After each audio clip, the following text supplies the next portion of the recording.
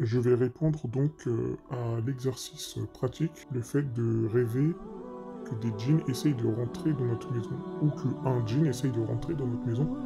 Quelle pourrait être l'interprétation probable ou les interprétations probables?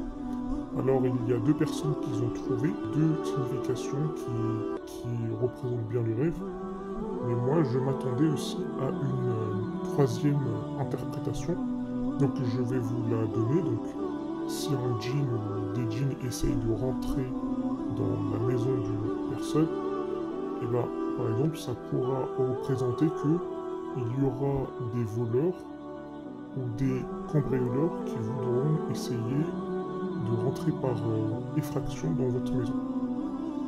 Pourquoi? Parce que ici en fait les djinns représentent des hommes et le fait qu'ils essayent de rentrer dans la maison, en fait ça veut dire qu'ils veulent en fait rentrer tout simplement pour voler ou pour effectuer un cambriolage. Pourquoi?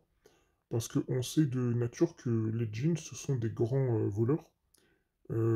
Beaucoup de gens par expérience ont vu que il y avait donc des djinns qui leur volaient par exemple des objets comme de l'argent ou des clés, etc. Et il y a même une histoire où il y avait un compagnon justement qui a été kidnappé en fait par un djinn.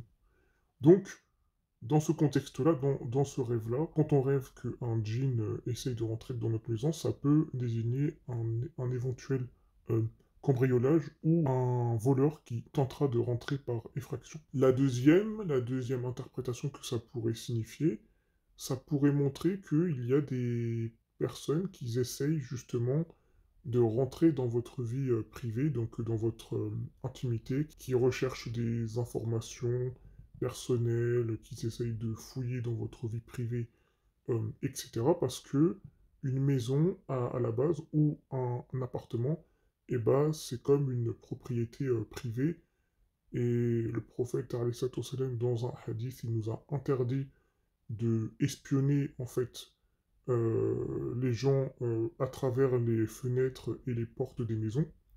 Donc ça pourrait aussi représenter une personne donc mal intentionnée qui essaye de fouiller dans votre vie privée de n'importe quelle manière.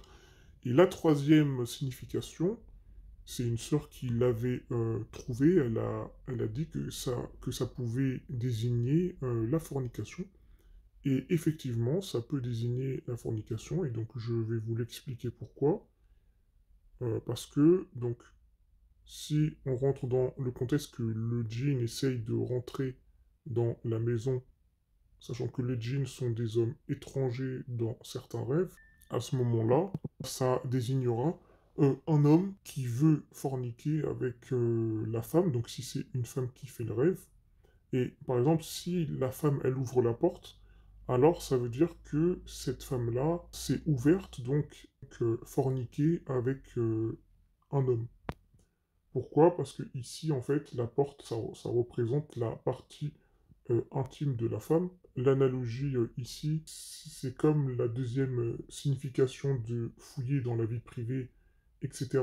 Par rapport au fait que la maison, ça représente en fait les secrets en fait de la personne.